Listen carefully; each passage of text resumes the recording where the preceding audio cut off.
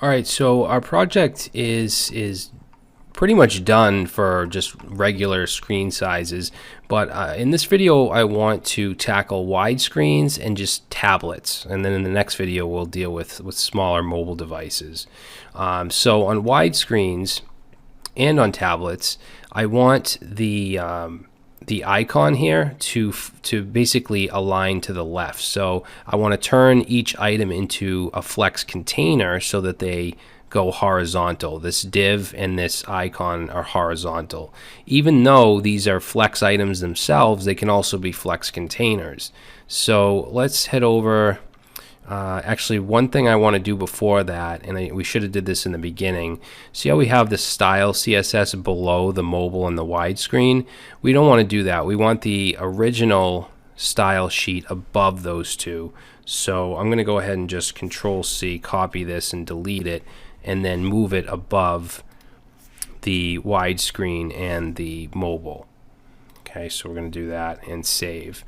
Otherwise, the styles from style CSS are going to overwrite what we have in here unless we use important tags, which I don't want to put all over the place. So let's do that. Let's open up widescreen.css. And like I said, I want to turn each of these items into a flex container so that these are aligned horizontally. So to do that, let's put a comment here. We'll say align icon to left.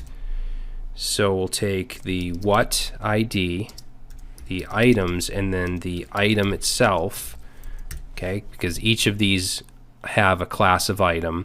We're going to turn it into a flex box. So display flex and save, and notice that now they align this way, and don't worry about this, we're going to fix that. Now I want the text now to align to the left, not the center. So let's say text align to the left and save that. There we go. Now for the icon, we're going to do some stuff with that. So let's target the icon. We'll say position icon. So we want the what ID, then items, then item, and then the I, okay, because that's where the icon class is. And first of all, I'm going to add a margin to the right of 1.3 rem, because as you can see, there's no spacing right here. So now we're taking this icon and we're putting some margin on the right. So if I save this, that gets pushed over.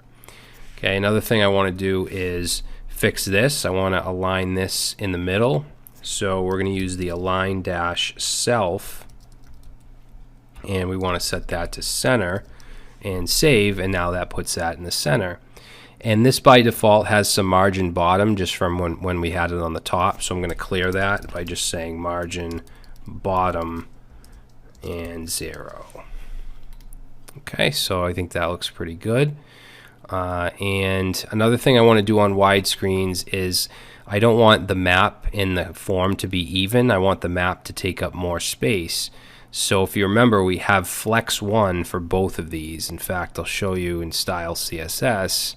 If we go down here, we have flex 1 for both the map and the contact form. So on widescreens, I'm going to take the map and I'm going to add flex 2 and save, and now you can see that the map is wider, and then when I get below 1100 it goes back to being even. Now on small screens, when we get to 768, I want these to stack on top of each other, but I also want them to have the icon on the left, just like with widescreens. So I'm actually going to copy these two styles here and put them into mobile.css. Okay, now if I save it, it's going to look like that, which doesn't look good because we need to stack these on top of each other, meaning we have to remove the flex. So right up here, let's target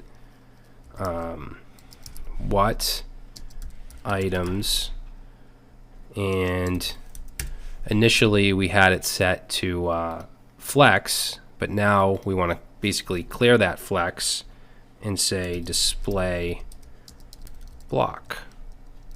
So we'll save that. Let's add a little bit of, say, padding, 1 rem.